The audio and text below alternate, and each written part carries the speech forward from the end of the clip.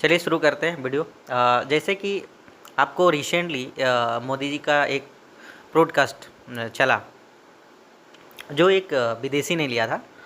और आप जो है मतलब एक नेता कैसा हो, जैसे कल में हमने बात किया था कि जेलेंस्की के बारे में, आज मैं आपको बताऊंगा कि एक नेता कैसा होना चाहिए और किस तरह का उसका थॉट होना चाहिए।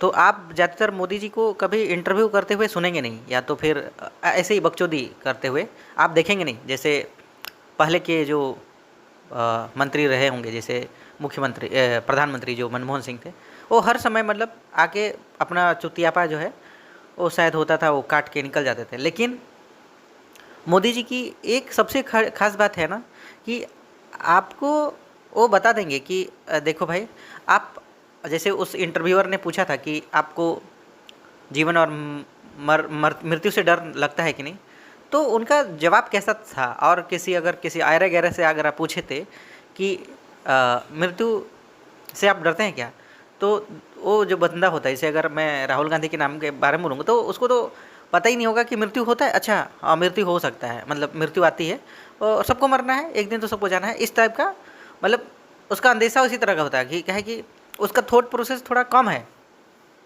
अब जब मोदी जी इसी चीज़ को जब बता रहे होंगे, तो देखिए उन्होंने क्या बोला कि जीवन और मरण दोनों, जब जीवन आता है तो मृत्यु निश्चित है। मतलब आदमी बोल रहा है कि मृत्यु तो निश्चित है, लेकिन अभी जो मैं कर रहा हूँ ना उसको मज़े से करूँगा। मरना तो मेरे को पता ही कि एक दिन तो मैं मर ही जाऊँगा। और एक एक चीज़, मतलब उनका जो दूसरा तरीका है कि आप अकेले होते हो तब आप कैसे, मतलब अकेला फील तो होता ही होगा ना। आप अकेले शादीशुदा नहीं हो तो आप जो है फील कैसे अकेले कैसे रहते हो।